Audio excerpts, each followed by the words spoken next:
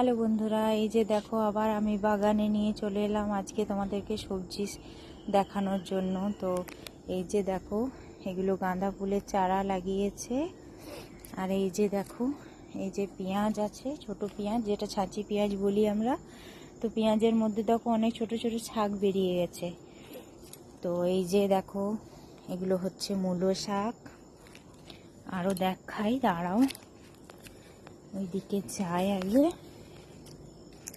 এই যে পনকা শাকগুলো এবার খাওয়ার মতো হয়ে গেছে, এবার তুলবো, কে কে খাবে চলে এসো।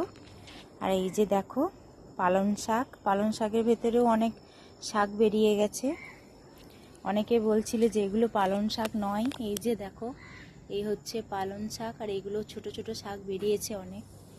আর এই যে ধনে পাতা, তো ধনে পাতা এখানে আছে, কিন্তু এই যে ছোট ছোট শাকগুলো অনেক বেরিয়ে গেছে। আর এই যে দেখো লাল শাক, কে কে খেতে পছন্দ করো? আমার তো ভালো লাগে খুবই। আর এই যে দেখো সব শাকের বাগান, আমাদের সব শাক লাগানো আছে। আর এগুলো হচ্ছে ফুলকপি, বাঁধাকপি। এই যে আমি গাছে জল দিচ্ছি এখন। ফুলকপি বাঁধাকপিগুলো জল দেওয়া হয়নি, তাই এখন আমি জল দিয়ে নিলাম। আর এই যে আরও কিছু গাঁদার চারা আছে, লাগিয়েছে এখন ছোট। তো এই যে দেখো আমাদের আম গাছ, এটা হচ্ছে কাঁঠাল গাছ। এই যে দেখো কত বড়।